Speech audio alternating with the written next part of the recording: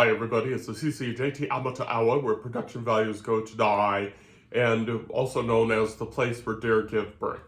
Maybe. Maybe. We'll see. We'll see. If my plan to put the header of the deer that we saw in the side yard on our blog post. Right. So, and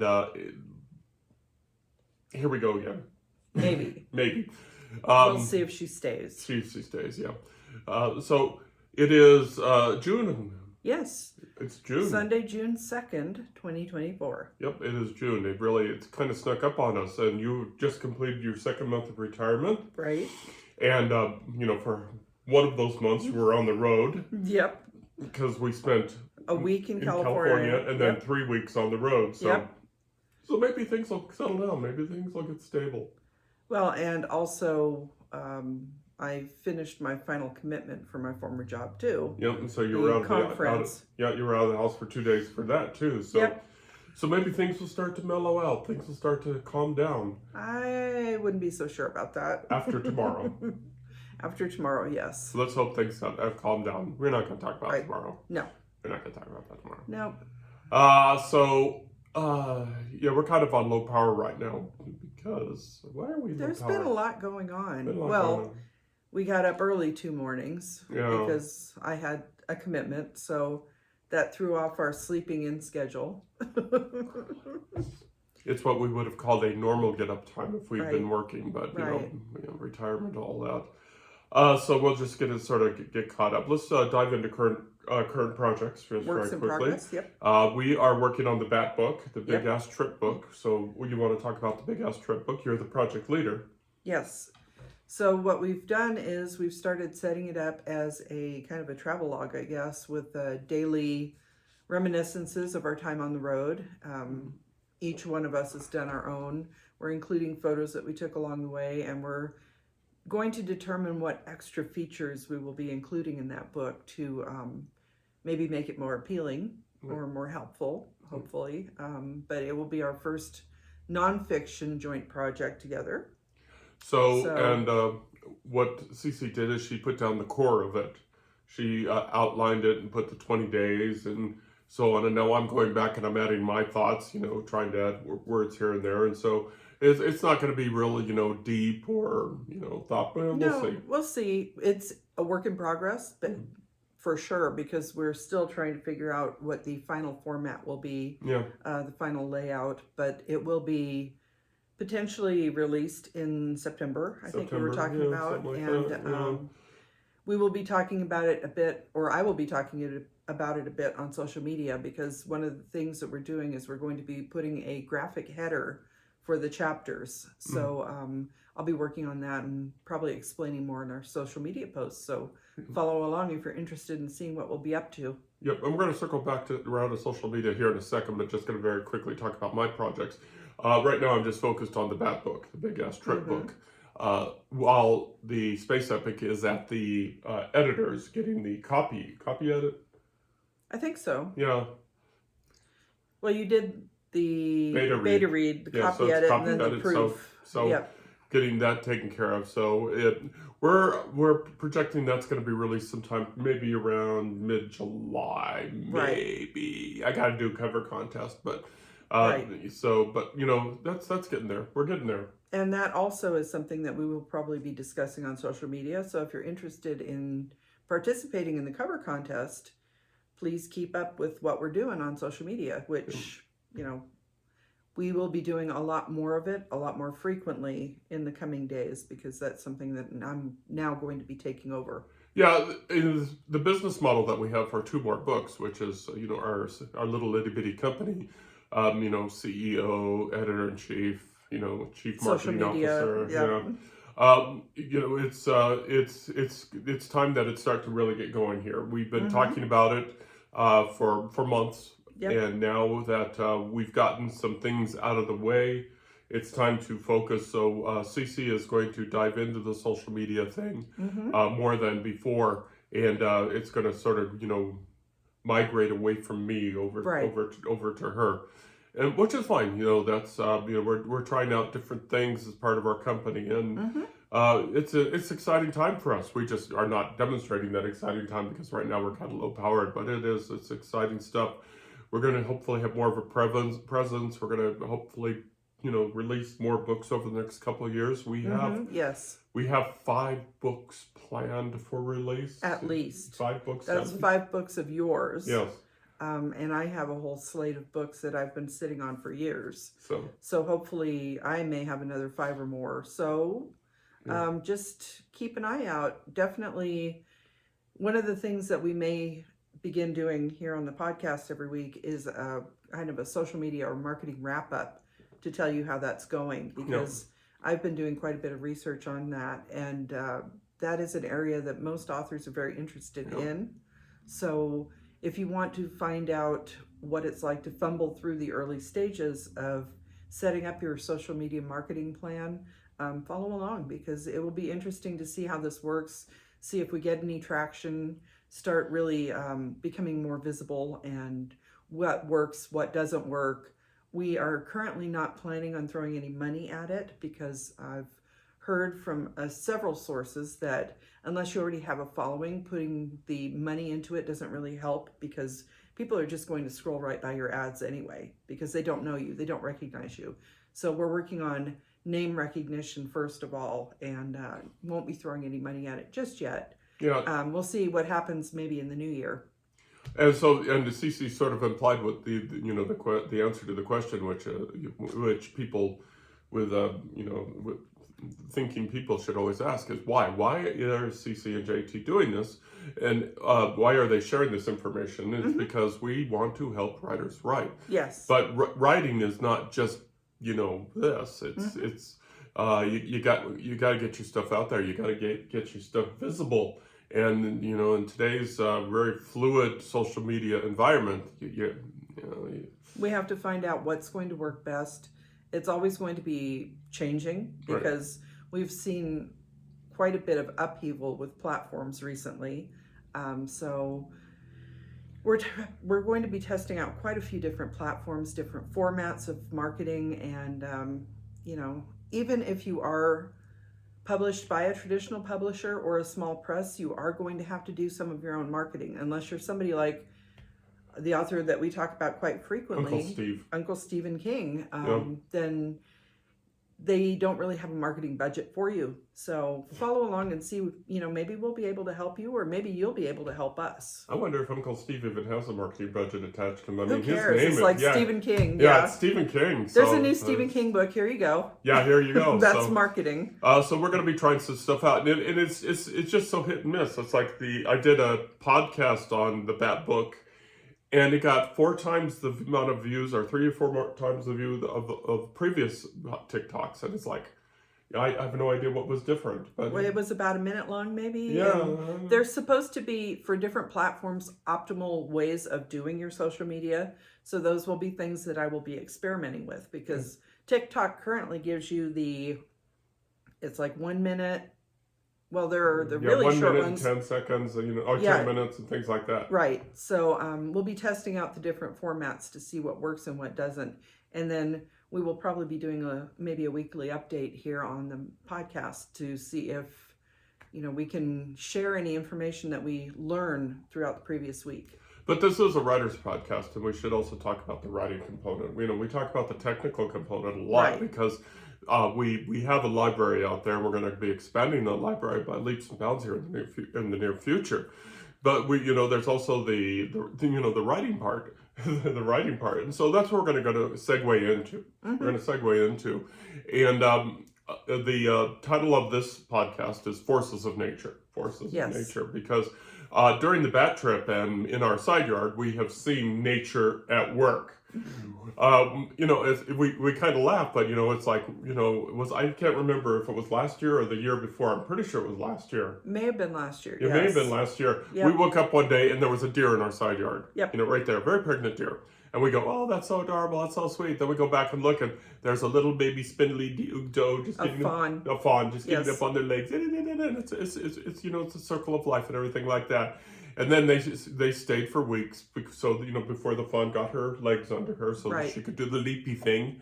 And then one day they were gone, and so that's fine. We were thought that's so cute, that's adorable. Life moves on. She's back. Okay. She or someone like her. Yeah. We don't know if someone through the grapevine was like, "Hey, this is a good place," but so that's one force of nature. The feeling of a safe haven that we seem to have created. So we'll see. Well, we should mention that where we live in Carson City, there are a lot of urban deer because we are on the eastern slope of the Sierra Nevada. So they come down from the mountains in the summer.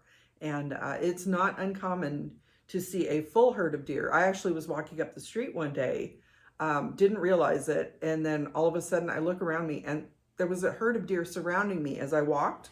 So it's not uncommon. It's not something that most people really are like, oh, cool, deer. It's like where I previously worked, we would look outside. Hey, there are 5 or 6 deer out there today. Go check them out. They are a force of nature. They are. And we saw forces of nature, of course, on the trip in the form of Devil's Tower and Niagara Falls and, just rain.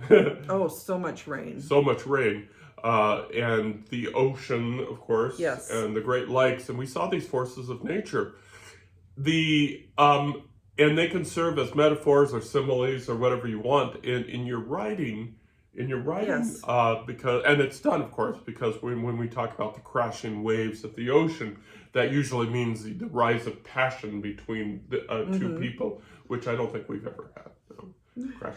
That makes me think of the movie From Here to Eternity, that famous scene where they're lying on the beach and the waves are crashing on them. Yes. It's very, and that's not an accident. That was not an accident. It's very symbolic. It's very, again, I'm not sure if it's a metaphor or simile. I'm a bad writer, but the use of nature in writing serves a purpose. Now, it can serve a purpose.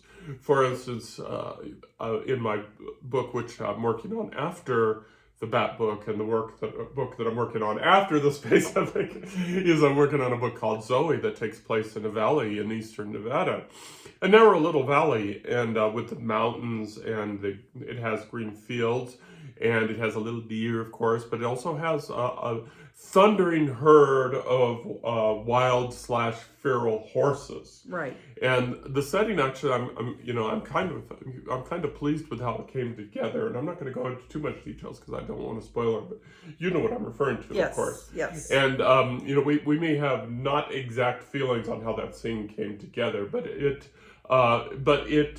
again, the energy and the force of the horses as they stampeded was a background tone to what was happening between the main characters. Right. Okay, so maybe I did give it away. Oh well.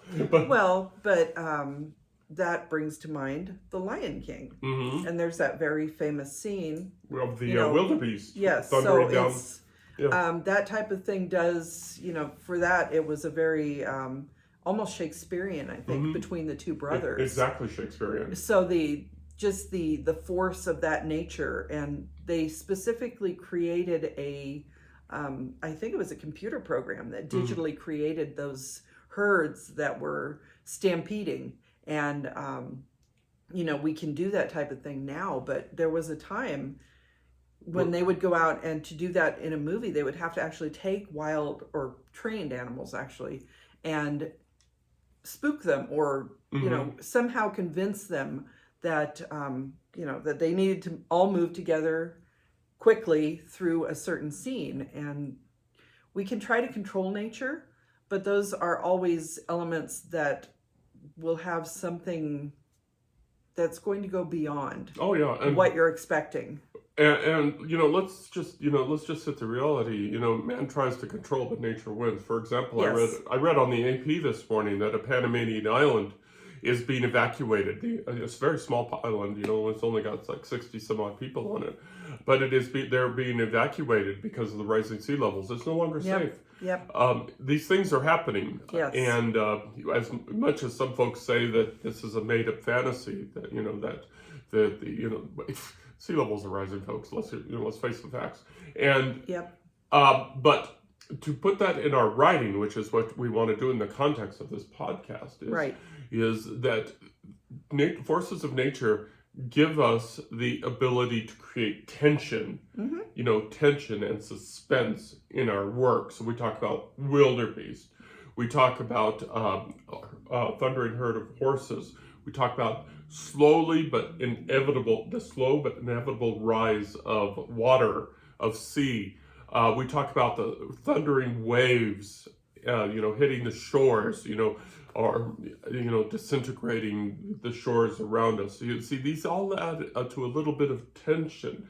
Yes. We could go in space and we can talk about that slow leak that nobody can find, but everybody can hear. But again, that's a force of nature. These things just can be written so well that they be a character. They can be a character of their own. You don't need to assign it their name or anything, but through action or inaction, the lava just sort of sat there, and I wasn't sure. Or it was creeping. Yeah, I wasn't sure if it was going to overcome us, or I knew the volcano was going to blow, but I didn't know when. Well, Iceland, they had the what was it? A fissure opened up, I guess, and they had the gases coming out of the ground, so they had to evacuate. The magma hadn't come out yet, but they knew it was coming. They knew the pressure was going to have to release at some point. Think back to I think it was 1980, Mount St. Helens. Right. And anybody who was around during that time, especially in our part of the country, there was a lot of tension involved there were people who refused to leave the mountain.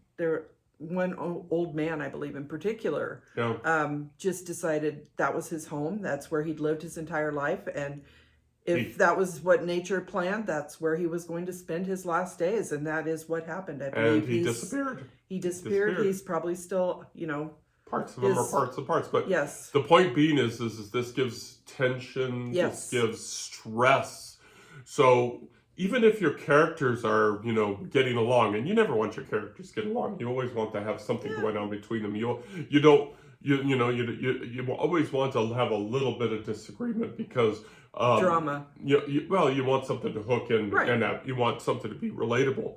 But adding the layer of the character of nature to that instance, to that scenario, or to the book, you have to leave because of a flood. Right. The flood waters are rising. It's been raining for days, and here it comes. In one of my books, the conclusion of the book centered around a flood in Las Vegas, of all places, which happens. It does. It happens. You would think with Las Vegas being so built up and, the casinos themselves are considered safe zones.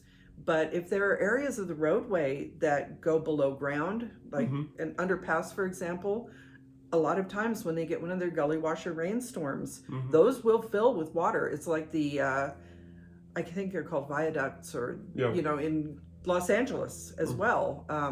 There have been some famous scenes filmed.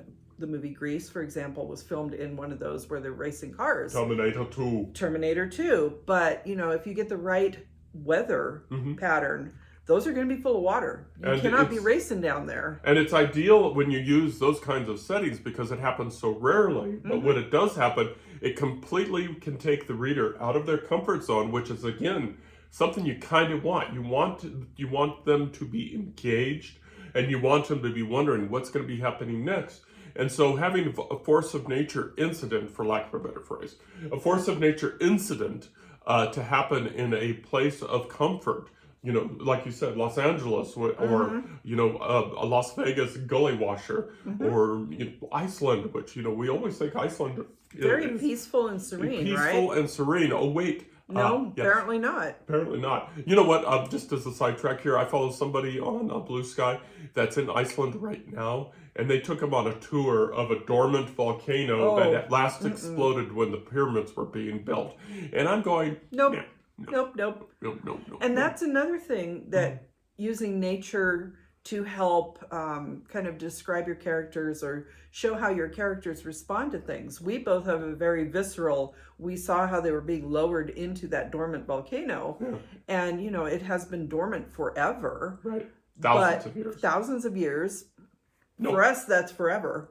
But both of us had a very visceral response, like, no. No. But then on the other hand, you have people who like to climb Mount Everest, for example. They know that could be fatal because it is such a hard climb. Oh, yeah. But, the fact that they will do it anyway, that's part of character building. It's like you either have on our trip, one of the other things forces of nature that we didn't mention was insects. Oh. And there were a couple of places. It is one of the years when the cicadas are coming out in the south. Right. Went through Tennessee, and we stopped at this very beautiful rest visitor center area. And we're, walking around, stretching our legs, and it's all very serene, green, and pretty. And I look at the trash can, and there are all these very strange looking bugs on it. And I am not a huge fan of bugs. Most of them are okay. There are some that are really bad. But I looked over and they're very large, and I'm like, okay, what we're the done. heck? Yep. But see, that is, again, it's a character development tool because it doesn't happen. I think this is like every 20 years or so. So somebody who has not seen this happen previously walks out there and it's like, oh my God, what is going on? I need to get out of here. And we haven't even talked about the Mormon crickets that we ran over. The road looked like it was moving. Yeah, as we were driving westward home on Highway 50 through Nevada, it's the regular. What do we want to say? Probably annual, I think. It might be more than that. It may take long. But anyway, Mormon crickets. Yes. Lots of them. Yes. Thousands and thousands of them covering the road, blanketing the road. And as Cece said, it almost makes the road appear as if it's moving. And there's no way to avoid them. There's just no way. You just got to... You drive right over them. You got to run over. And of course, by the time we get to the distant end of our vacation, the front of Herbie, our car... a mess. Just so many bugs. Well, and we were in Michigan at Lake Michigan and got out to you did a quick TikTok, and it was absolutely beautiful. And then we're standing out there and it's like, what are all these small insects that are all over me right now? And they were in the car for a while. We couldn't get them all out of the car. So those are the little details. It's like driving around in your car, which you feel like should be a safe zone. As writers, we want to add dimension. We want to add dimension to our books. We want to add dimension. We want to add the senses to our books. So the bugs, of course, they not only can we see them, but we can hear them and we can feel them. And unfortunately, and watch Cece cringe here, sometimes we can taste them when they fly into our mouth. And so, so they provide a multifaceted experience that we can put in our books so we can, again, we can appeal to all the senses of the reader who can relate, almost without exception, who can relate to bugs unless they've been fortunate enough to live in Western Nevada where there are no bugs.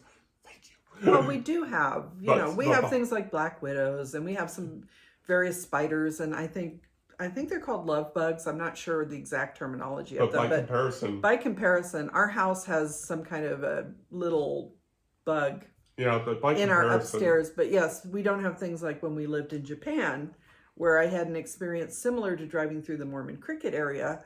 I was walking to a movie theater on a summer evening, and the sidewalks were absolutely covered in cockroaches. Yeah.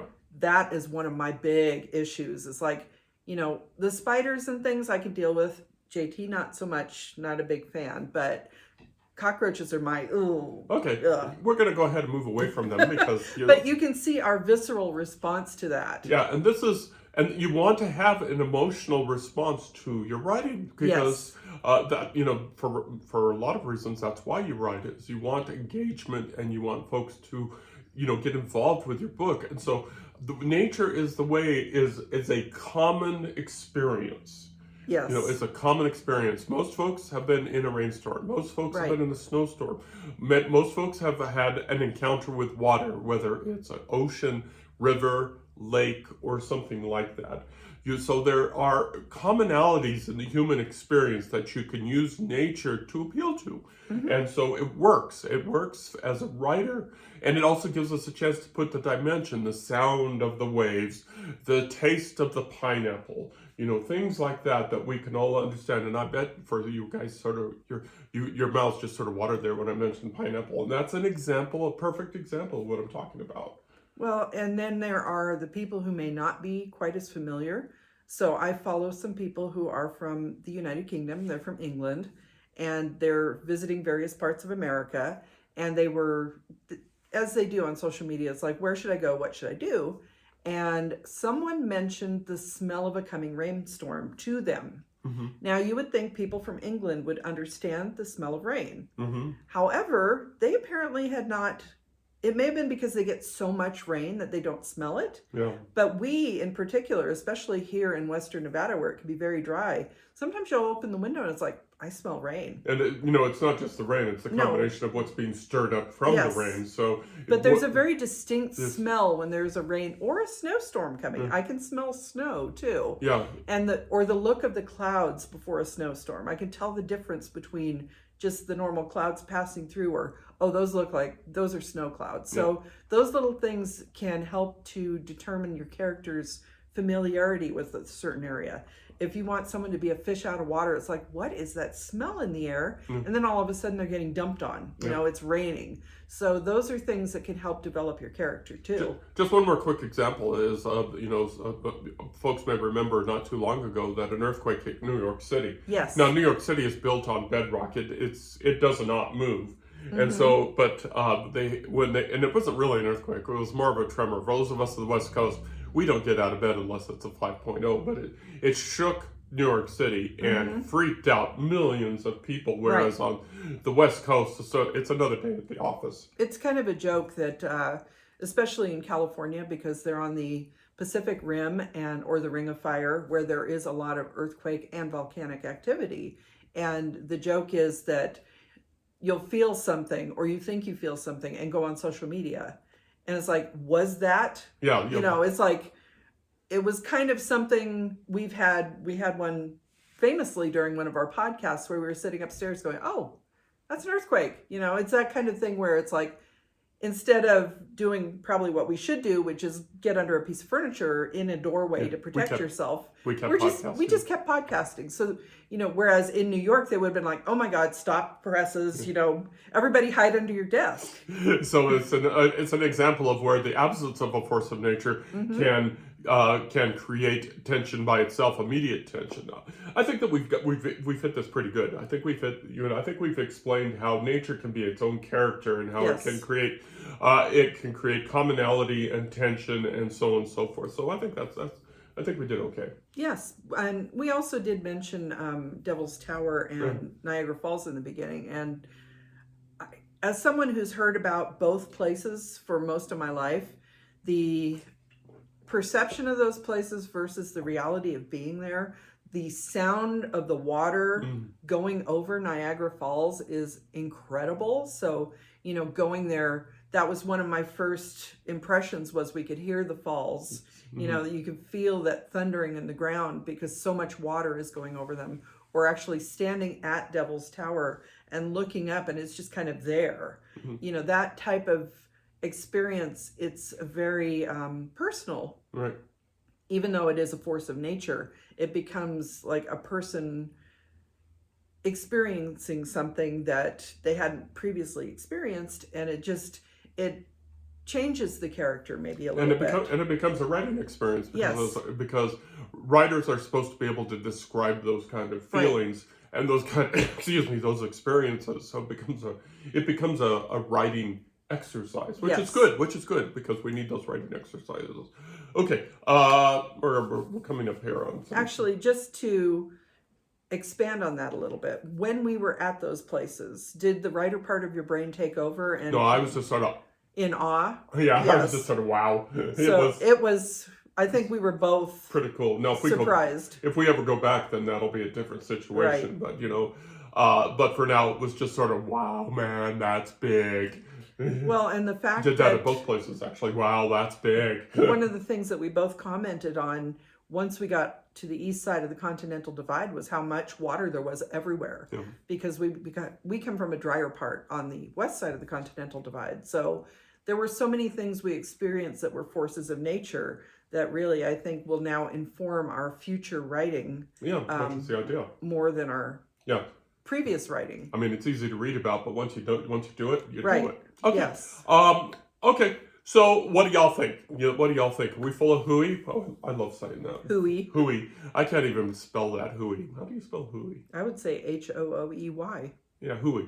Or what are your own feelings about, including nature in your work as a character or as background, or, what's your thoughts on that? It's a fantastic tool to appeal to multiple senses at the same time. Yes. And so that's where we find value in it. Even in space, which, having just wrote a space epic, even in space, nature is there and providing a character because, you step outside, you die. That's pretty simple like Basically. that. Yeah. So what are your thoughts on that? So let us know what you think, because it's actually kind of fascinating when you dwell on it like we've just done for the last half hour. Well, and if you've had any experiences that you found that really changed you, that some kind of natural event that changed you or something, we'd be interested to hear about it, because we are also kind of people watchers, and we like to know what other people have experienced, because we have seen and done these things now that you may have also seen and done, but had different reactions to them. Absolutely. Okay. Okay. I think we're good. So, so tell us what your thoughts are, and tell us again if we're full of hooey or not, because we're most interested in that. And we're going to go head on out because we got chores to do and things to do and, suffering to do and things like that. So if, as always, if you want to check out these podcasts or other podcasts or check out our books, wander through our website at www.carsonhume.com. Check out our social media. We are all over the place. The hashtag is CCNJT. CCNJT. We stick that everywhere we can. And it'll pull up all sorts of fun stuff depending on social media platform that you choose to follow. Any last thoughts? Just like I said in the early part of this podcast, follow along, see how our social media journey goes. It's going to be very experimental. Some things are going to work, some things may not. Maybe nothing works. Who knows? So if you're interested in seeing what we're going through, what we're trying, and what works for us, or if you have suggestions on what we might try that we haven't thought of, we would appreciate that. You can also find all those links on our website. So basically, the best thing to do is go to our website. www.carsonhume.com. Yep. www.carsonhume.com. Okay, next week, the podcast will be all about... There's one thing that we were going to mention today that we haven't. What? What's coming up this week? Ooh. We were going to mention one more thing. This week, this Wednesday, I believe, June 5th. June 5th. Will be our 42nd wedding anniversary. Yep. So the answer to everything. Yes, life, the universe, and everything. 42, baby. So we were actually going to talk about that a little bit too, but maybe we'll talk about that next week. Yeah, we'll talk about how we celebrated it. We went to Wendy's. We'll explain why. Yeah, we'll talk that. 42, baby. Anyway, congratulations. Congratulations to you. It's the happiest 41 years of my life. That's a story for another time. Yes. Okay, sitting over there is my bride of 42 years, Cece. And JT, my rock of the last 42 years. Yeah, the rock collection wants to hit my head with it. Okay, y'all take care. Bye-bye. Bye-bye now.